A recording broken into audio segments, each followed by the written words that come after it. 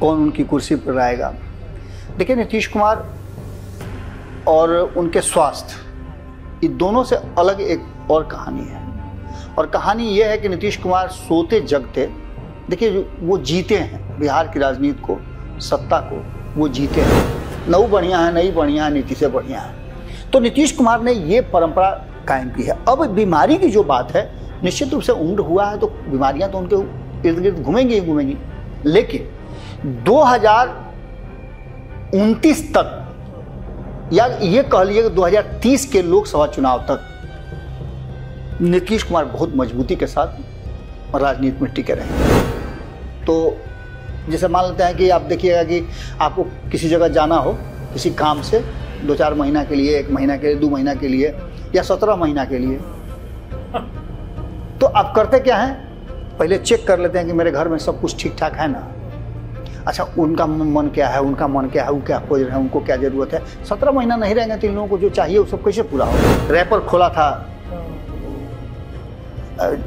पवन सिंह का नाम का जी। पूरे को व्यवस्था को ही तहस नहस कर दिया, पूरा एनडीए तहस नहस हो गई।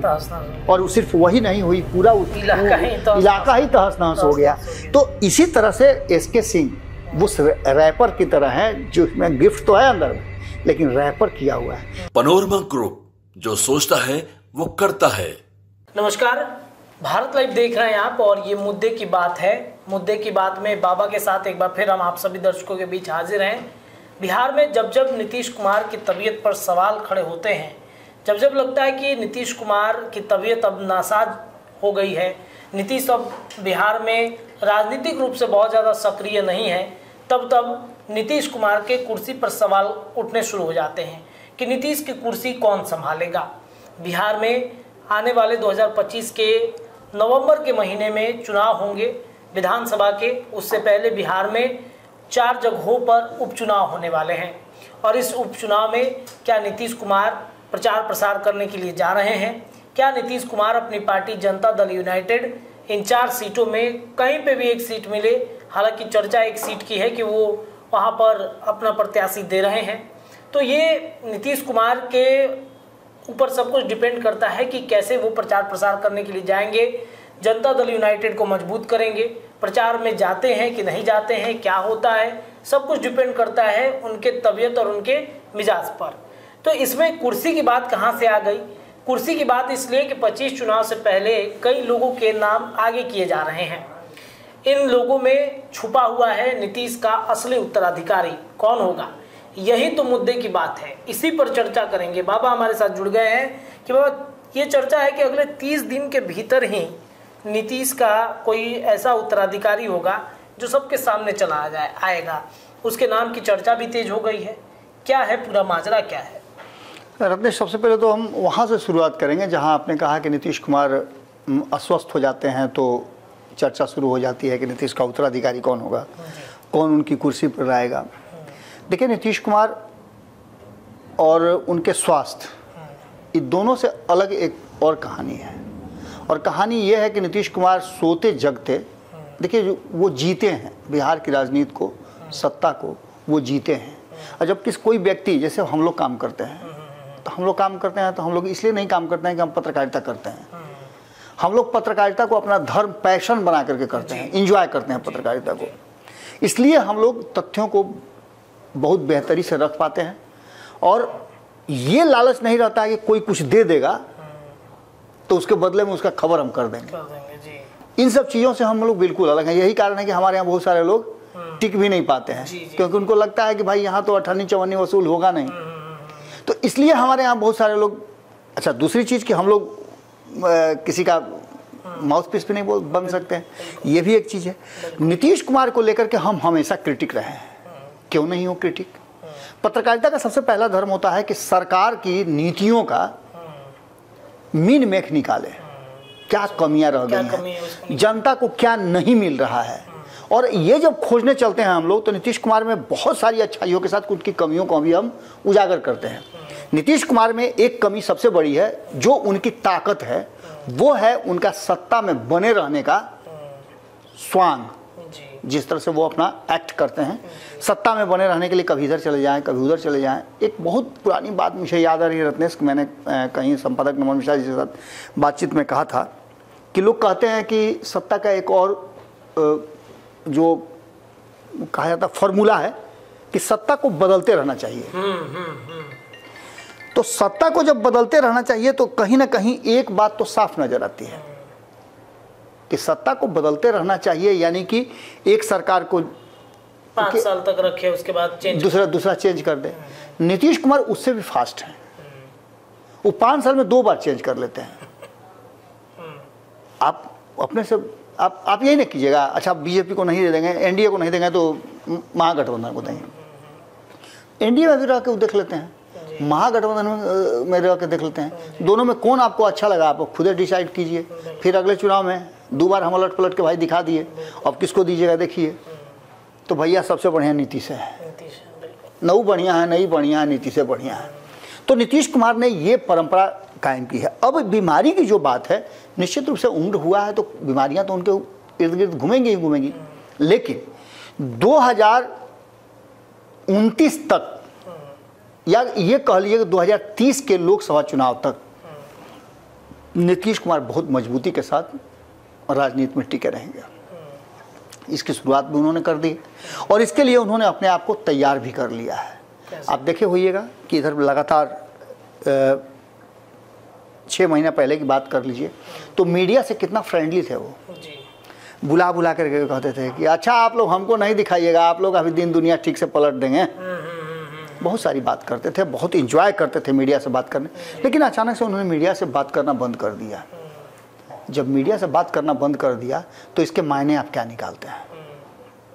उनके मन में कोई प्लानिंग चल रही होगी और उनके इर्द गिर्द के लोगों ने ये बात कहा जरूर होगा, हालांकि नीतीश कुमार सुनते किसी की नहीं है, कहा जरूर होगा कि आप बहुत सारी बातें कहते कहते कुछ कह जाते हैं, इसलिए कहबे मत कीजिए कुछ। तो नीतीश कुमार ने अपने आप को साइड कर लिया। अब मैं सुन रहा था कहीं कटिहार में नीतीश कुमार ने कुछ कहा है। वो क्या कहा है उन्होंने? जी, उन्होंने कहा है कि 2 बार हम उनको मौका दे दिए, अब नहीं देंगे उनको। पूरा बयान हम आपको विस्तार से बताते हैं। बस इस बयान का सिर्फ एक ही मतलब है रत्नेश, इस पूरे बयान को आप जो कहिएगा उससे पहले 2 बार नीतीश कुमार रिपीट कर चुके हैं। जी, उन्होंने क्या कहा है पहले बता देते हैं दर्शकों को। नीतीश कुमार कहते हैं कि हमने गलती से 2 बार उसको मौका दे दिया, सरकार में दोनों बार उससे गड़बड़ी किया, मतलब उसने गड़बड़ी किया। अब हम लोग कभी इधर उधर नहीं करेंगे। 2005 से बीजेपी से जो है वो सब दिन रहेगा। ठीक है, ये बात उन्होंने इससे पहले रिपीट किया था या नहीं किया था? 2013 में अलग हुए थे तो क्या बोले थे सदन में? मिट्टी में मिल जाएंगे, भाजपा के साथ नहीं जाएंगे। इसके बाद 2022 की बात कर लीजिए, जीते जी नहीं जाएंगे, मर जाना कबूल है, मर जाना कबूल है, भाजपा के साथ जाना कबूल नहीं है। और इस बार कह रहे हैं कि 2 बार चले गए अब नहीं जाएंगे। यानी कि ये भी तो कह सकते हैं कि समाजवादियों को छोड़कर 2 बार इधर चले आए हैं, हालांकि उसमें उन्होंने जोड़ा है कि 2005 से जो रिश्ता है वो रहेगा। तो फिर नीतीश कुमार ने जो ये नया रिश्ता बनाया 2015 में लालू प्रसाद के साथ, 2022 में तेजस्वी यादव के साथ, ये कौन सा रिश्ता था? तो नीतीश कुमार का रिवाइवल रिश्ता था ये। मैं बार बार ये एक बात और कह रहा हूँ कि नीतीश कुमार ये नहीं चाहेंगे कि अपने तो कमज़ोर होंगे नहीं, ये तो बात वो चाहेंगे ही, लेकिन साथ साथ राष्ट्रीय जनता दल भी जीवित रहे, ये भी वो चाहेंगे। अगर ऐसा नहीं चाहते तो पूरी तरह से 2010 में समाप्त कर दिया था उन्होंने राष्ट्रीय जनता दल को। फिर ज़रूरत क्या थी 2015 में साथ में आने का? उनके लिए तो खुला मैदान मिल जाता। लेकिन कभी कभी मैच में आप देखे होइएगा कि आंकड़ों की बाजीगरी और सेमीफाइनल में किससे टकराना है, उसका वजन कितना है, अगर ये पता चल जाता है तो कई टीमें हार जाती हैं मैच कि हमारा टकराव जो है वो मजबूत वाली टीम से नहीं हो बल्कि हम हार जाएंगे तो कमज़ोर टीम से होगा। तो ये नीतीश कुमार अच्छी तरह से कैलकुलेशन जानते हैं कि कब उनको क्या करना है। और मैं बार बार कहता हूं कि लालू प्रसाद को जीवित रख के ही नीतीश कुमार की राजनीति और उनका सत्ता कायम होगा। कारण कि भारतीय जनता पार्टी को जैसे ही पता चल जाएगा कि नीतीश कुमार के लिए अब कोई बेस नहीं है तो क्या होगा? भारतीय जनता पार्टी उनको भाव नहीं देगी। और अभी जो आप देखे होइएगा कि चर्चाएं खूब शुरू हो गई हैं। गिरिराज सिंह एपिसोड को उठा के देख लीजिए आप। हालांकि भारतीय जनता पार्टी के बिहार नेतृत्व ने इससे इनकार किया है। अभी केंद्रीय नेतृत्व का कोई ऐसा बात नहीं आया है, नहीं आया, बिल्कुल। लेकिन गिरिराज सिंह अकेले के दम पर ऐसा कैसे कर सकते हैं? गिरिराज सिंह कार्यक्रम बना रहे हैं तो किसी को पता ही नहीं चलेगा। हिंदू कहा जाता है एक प्रोटोकॉल होता है भारतीय जनता पार्टी के अंदर में, जो हायरार्की है, उस हायरार्की के तहत ही आप कोई कार्यक्रम कर सकते हैं। बिल्कुल।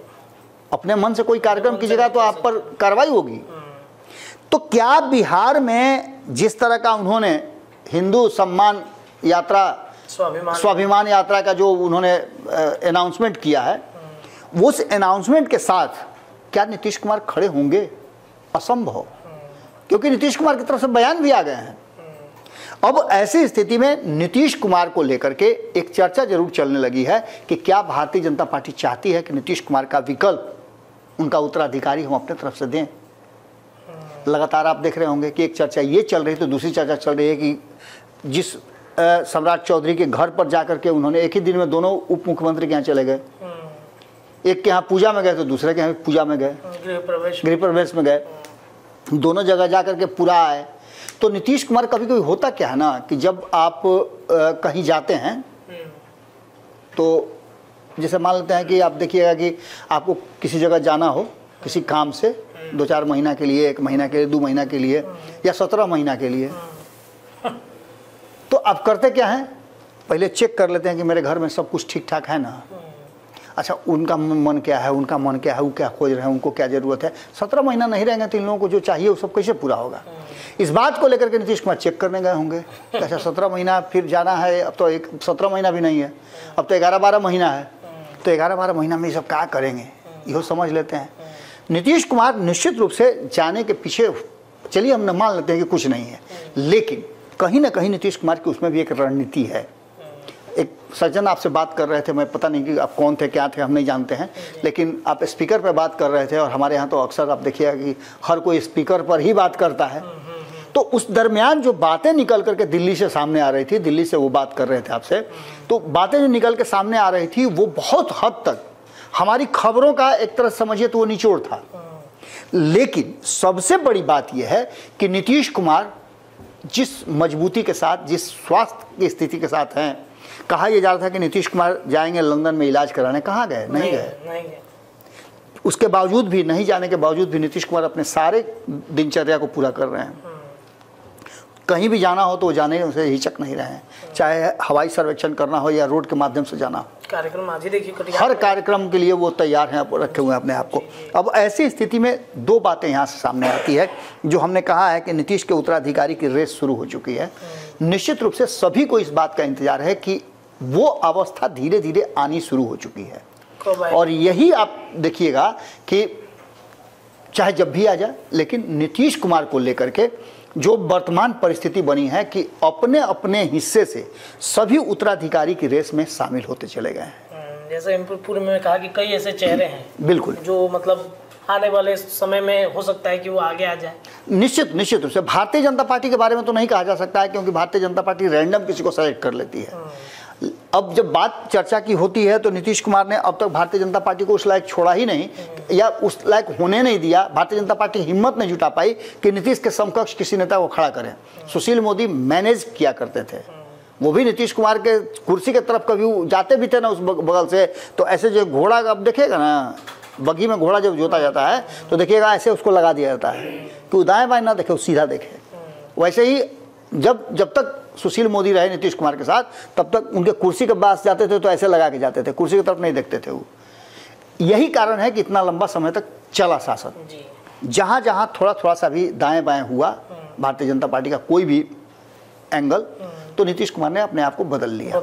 अब जब नीतीश कुमार की बारी आई है तो वो सीधी तौर पे उन चेहरा कौन होगा, हम काहे कह रहे हैं कि 30 दिन में, तो जिस समय हम बैठ करके बात कर रहे हैं उस 13 तारीख को उपचुनाव होगा। 2 राज्यों के चुनाव भी समाप्त हो जाएंगे। 20 तारीख को फाइनल चुनाव है।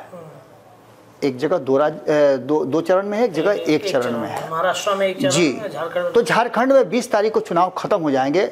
और झारखंड और बिहार का रिश्ता क्या है आप अच्छी तरह जानते हैं। मैं देख रहा था कि खीरू महतो जो झारखंड के प्रभारी हैं, और चाहे अशोक चौधरी की बात कर लीजिए, प्रदेश अध्यक्ष हैं, अशोक चौधरी की बात कर लीजिए आप, संजय झा की बात कर लीजिए, ये सभी झारखंड में चुनाव लड़ना चाहते हैं। अशोक चौधरी ने तो कल तक यहाँ तक कहा था, कल तक उनकी बात मैं बता रहा हूँ, उन्होंने कहा था कि सब कुछ ठीक है, हम लोग का समझौता भी हो जाएगा, सब कुछ हो जाएगा। लेकिन खीरू महतो ने जो बात कही है वो कहीं पेच फंसाता है। 2-3 सीटों की बात चल रही थी, अब वो कहते हैं कि 9 सीटों पे हमारा जो है दावेदारी है। 11 सीटों का लिस्ट दिया, 11 सीटों का लिस्ट दिया गया था। तो इस परिस्थिति को देखते हुए एक बात तो साफ नजर आ रहा है ना कि नीतीश कुमार कहीं कुछ सोच रहे हैं अलग। तो जब नीतीश कुमार सोचेंगे तो भाजपा क्यों नहीं सोचेगी, और भाजपा सोचेगी तो भाजपा ये तो नहीं सोचेगी ना कि नीतीश कुमार के साथ सरकार सिर्फ चलाना है। भाजपा 2020 में ही अपना मुख्यमंत्री देकर के लड़ना चाहती थी। 2022 में उसने तो अनाउंस ही कर दिया था कि हम मुख्यमंत्री के चेहरा के साथ आने वाले विधानसभा चुनाव 2025 का लड़ेंगे, लेकिन वो मौका नीतीश कुमार के कारण नहीं मिला है। अब भारतीय जनता पार्टी को भी ऐसा लगता है कि जब सीट शेयरिंग का समझौता होगा और नीतीश कुमार बहुत ज़्यादा स्क्रू टाइट करने लगेंगे, तो वैसी स्थिति में नीतीश कुमार से पल्ला छुड़ाना ही बेहतर होगा।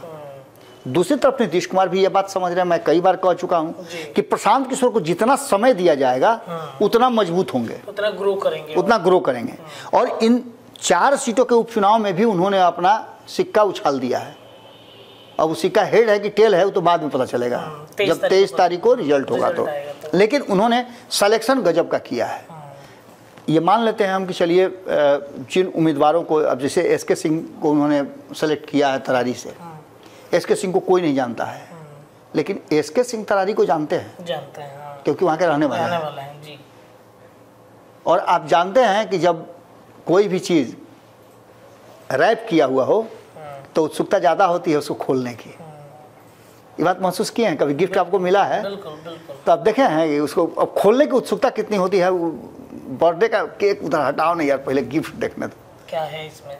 धड़ाधड़ देखिए कि कभी गेस्ट गए नहीं है कि गिफ्ट खोलना शुरू होता है, बालमन है ही। बिल्कुल। तो ये क्यूरियोसिटी सब में होती है। जिस तरह से आपने देखा कि लोकसभा चुनाव में काराकट की जनता ने एक रैपर खोला था पवन सिंह का नाम का जी, पूरे को थी व्यवस्था को ही तहस नहस कर दिया, पूरा एनडीए तहस नहस हो गई। और सिर्फ वही नहीं हुई, पूरा इलाका ही तहस नहस हो गया। तो इसी तरह से एसके सिंह उस रैपर की तरह है जो इसमें गिफ्ट तो है अंदर में, लेकिन रैपर किया हुआ है। तो रैप किया हुआ तो लोग खोल करके देखना चाहेंगे। और 21 साल ना आजमाना है, लोगों को तो पता है कि अगला आएगा तो 5 साल माथा पर तख्तैया का नाच करेगा। 21 साल में ना अच्छा करेंगे तो ठीक है, नहीं करेंगे तो साइड कर देंगे। तो आजमाने के लिए भी कभी कभी कोई सामान, आप देखिए कोई कंपनी क्या करती है कि आपको, जैसे जियो स्टार्ट हुआ था तो जियो ने फ्री में सिम बांट दिया था। हम लोग को याद आता है कि हम लोग यहाँ बल्क में हमारी कंपनी को ला करके दिया सिम दे जाते थे, 5-5, 6-6 सिम, आज चलाइए ना सर। और हम लोगों ने लगभग साल भर से ज़्यादा फ्री सिम यूज़ किया है। बिल्कुल। उसके लिए कितना संघर्ष लोगों ने बिल्कुल किया है। तो ये जो प्रशांत किशोर ने आजमाया है ये तरीका, ये फ्री सिम वाला की तरह ही है। एसके सिंह को अचानक से उठा करके ले आए, उनका एक अपना नाम है, उनका एक पहचान है, उनका पहुंच है, सब कुछ अपनी जगह पर है, लेकिन वहाँ के लिए, राजनीति के लिए नए हैं तो लोग उनको खोल के पढ़ना चाहेंगे। दूसरी तरफ आगे अगर आप बात करते हैं तो इस चुनाव में 4 सीटों का चुनाव होगा, उसमें 2-3 चीज़ें फाइनल होगी। एक तो नीतीश कुमार की ताकत फाइनल होगी कि नीतीश कुमार में कितना ताकत है, क्योंकि इस 4 सीटों में एक ही सीट पर भले नीतीश कुमार लड़ रहे हों, लेकिन नीतीश कुमार को इन 4 सीटों पर जिताने की मतलब जिम्मेवारी होगी। लीड वही कर रहे हैं, सभी ने उनको अपना नेता मान लिया है। जो अभी लीडर नहीं बन सकता है, इस छोटी से परिस्थिति से नहीं निपट पाता, तो 243 सीट कैसे निपटेगा। तो यहाँ नीतीश कुमार का एक लिटमस टेस्ट है। दूसरी तरफ तेजस्वी यादव जो मुख्यमंत्री बनना चाहते हैं, 2020 में बेहतर प्रदर्शन किया था, इसमें कोई दो राय नहीं है। बिल्कुल। आज वो कहते हैं कि और हम ग्रो कर गए हैं, हमने 17 महीने में नौकरी दे दिया। नीतीश कुमार के साथ रह करके भले ही नौकरी नीतीश कुमार के कलम से पड़ी हो, लेकिन उसका सारा श्रेय तेजस्वी यादव लेते हैं। इसको लेकर के वो कैश भी कर रहे हैं। ऐसी स्थिति में उनका भी लिटमस टेस्ट है कि वो इन 4 सीटों पे क्या करते हैं, क्योंकि इन 4 सीटों में से 3 सीट तो उन्हीं की है, जीती हुई सीट है। अगर वो 3 रिटेन कर लेते हैं तो कहा जाएगा कि उनकी स्थिति अच्छी है। बिल्कुल। अब देखना है कि लीडिंग में आते हैं कि नहीं आते हैं। तो ये 3 सीट और इधर भाजपा का कहना है, इंडिया का कहना है कि हम 4 सीट पे जीत दर्ज कर रहे हैं। कल ही मैं बात कर रहा था तो यही चर्चा हमारे सामने हुई। जी जी। मैं बात कर रहा था ठाकुर धर्मेंद्र से, उन्होंने भी ये बात कही। जनसुराज की बात करें तो जनसुराज भी कह रहा है कि हम 4 सीट पे जीत रहे हैं चुनाव। 23 तारीख को रिजल्ट देख लीजिए। 23 तारीख को रिजल्ट के दिन आप हमसे बात कीजिएगा। तो कभी कभी होता क्या है ना कि रिटर्न गिफ्ट बहुत बड़ा हो जाता है आपके गिफ्ट से। ये भी तो है कि 2 लोगों की लड़ाई में तीसरा भी बाजी मार बिल्कुल। तो ये त्रिकोणीय तो होता नजर आ रहा है। अब ऐसी स्थिति में सबसे पहली बात ये होगी कि इस चुनाव के बाद यानी 30 दिनों के बाद जब 23 तारीख को रिजल्ट होगा तो सबसे पहला जो इन 4 सीटों के विधायकों की चर्चा नहीं होगी, चर्चा इस बात की होगी कि नीतीश कुमार मुख्यमंत्री रहेंगे या फिर उनके उत्तराधिकारी किसी और को बनाना पड़ेगा। और इसके लिए जो नाम सामने आ रहे हैं उसमें भारतीय जनता पार्टी की तरफ से 4-5 नाम है। सबसे पहला नाम सम्राट चौधरी, जिनके बारे में ये भी कहा जा रहा है, मैं सुन रहा था कि उनकी शायद विदाई होने वाली है। विजय सिन्हा, जिनसे संतुष्ट नहीं है केंद्रीय नेतृत्व। दिलीप जायसवाल, जो अभी ताज़ा आए हैं, उनके साथ क्या होगा कोई फैसला नहीं हुआ है। एक नाम घुमा फिरा करके आ रहा है कि लालू प्रसाद को और खास करके 14% वोटरों को अपने तरफ आकृष्ट करने के लिए नित्यानंद राय को एक मौका दिया जा सकता है। लेकिन ये सारी हवाई बातें हैं। अब 2020 की बात बता रहे थे, वहाँ उनको प्रोजेक्ट करने की कोशिश थी 2020 में। लेकिन अब जो वर्तमान स्थिति है और खास करके बिहार वाले सेक्टर में जितना ज़्यादा अमित शाह को दूर रखने की कोशिश की जा रही है। अब जैसे आपके घर में आप मानते हैं कि लॉबी उनका काम कर रहा है। आप घर में मानते हैं कोई ऐसा बदमाशी किया, घर का मालिक जो है गार्जियन कहा कि नहीं है तुम बाहर बैठो, आपको बेचैनी हो गई घर में क्या हो रहा है हमको देखना है। बिल्कुल। तो निश्चित रूप से अमित शाह जब मौका मिल रहा है तो कुछ ना कुछ नया कर रहे हैं। अब गिरिराज सिंह वाला एपिसोड भी लगभग उसी से जुड़ा हुआ है। बिल्कुल। तो ऐसी स्थिति में वहाँ से ये 4 नाम 5 नाम नजर आ रहे हैं। इसके अलावे जीतन राम मांझी अपने बेटा को कह रहे हैं कि भैया ये भी तो मुख्यमंत्री बनेगा। तेजस्वी यादव का पढ़ा वो भी एक है। तेजस्वी यादव ऑलरेडी एक मुख्यमंत्री के चेहरा है ही। इसके अलावे आप चिराग पासवान को भी एक मुख्यमंत्री का चेहरा देख सकते हैं। यहाँ तक चर्चा थी कि नीतीश कुमार जब वापसी किए थे जनवरी में इसी साल, तो चर्चा हो रही थी कि उनको उप मुख्यमंत्री की कुर्सी दी जाएगी, डिप्टी सीएम बनाया जाएगा। ये सभी चीज़ें, सभी बातें होती हुई पहुंची हुई है प्रशांत किशोर के पास। प्रशांत किशोर ने हालांकि कहा है कि उनको नहीं बनना है बिहार का उप मुख्यमंत्री, उनको जो कर रहे हैं वही करना है, यानी सुपर सीएम बनना है। सीएम नहीं, सुपर सीएम बनना है। मतलब सीएम को हैंडल करेंगे। हाँ, सुपर सीएम बनना है। तो ऐसी स्थिति में मुकेश सहनी से लेकर के मनीष वर्मा और मनीष वर्मा से लेकर के अशोक चौधरी तक सभी हैं दावेदार। अशोक चौधरी से लेकर ललन सिंह तक सभी जातीय समीकरण को बैठाते हुए सभी जातियों के मुख्यमंत्री के चेहरे सामने नजर आ रहे हैं। और नीतीश कुमार का रिप्लेसमेंट ये बनेंगे। अगर भाजपा के हाथ लगा अगर ये मौका, तो भाजपा किसको बनाएगी ये कहना मुश्किल है। लेकिन इन लोगों में से किसी को मौका मिलता है तो स्पष्ट नजर आ रहा है कि प्रशांत किशोर, चिराग पासवान, तेजस्वी यादव, संतोष मांझी, मुकेश सहनी, ये सारे नाम चूंकि अपने अपने जगह के ये सब बादशाह हैं, स्वघोषित राजा हैं, कोई इनको बोलने वाला नहीं है, फैसला सब इन्हीं को लेना है। तो इस स्थिति में नीतीश कुमार के विकल्प के रूप में चेहरे तो कई हैं, लेकिन क्या 30 दिन के बाद जब नीतीश कुमार इस चुनाव के परिणाम आएंगे और अगर सफल हो जाते हैं तो फिर से आप समझ लीजिएगा कि नीतीश कुमार 5 साल के लिए एकदम घूटा गाड़ देंगे, वरना नीतीश कुमार का रिप्लेसमेंट खोजा जाने लगेगा। चलिए देखिए, तो ये नीतीश कुमार का रिप्लेसमेंट खोजा जा रहा है और नीतीश भी ये जानते हैं कि बहुत ज़्यादा दिन तक शायद राजनीति में वो सक्रिय न रह पाए, इस वजह से वो भी अलग अलग लोगों को मौका भी दे रहे हैं। देखना बड़ा दिलचस्प होगा कि वाकई में नीतीश कुर्सी छोड़ना चाहते हैं या फिर क्या कुछ होता है। मुद्दे की बात में इतना ही, लेकिन चर्चा भारत लाइव पर लगातार जारी है। बहुत बहुत धन्यवाद। पनोरमा ग्रुप, जो सोचता है वो करता है। अगर ये वीडियो पसंद आई और वह बिहार के राजनीति और बिहारियत से सरोकार रखेनी तो सब्सक्राइब बटन दबा के चैनल के सब्सक्राइब कर ली। ओजे एगो घंटी बा, ओकरा बटन दबा देला से कुल सटीक और मारक खबर रुआ मुफ्त में मिल जाई। अगर रुआ पत्रकारिता के हमनी के नया प्रयोग में सहयोग कर चाहतानी तो ज्वाइन बटन दबा दी। पेटीएम नंबर नोट कर ली 9386816700। धन्यवाद।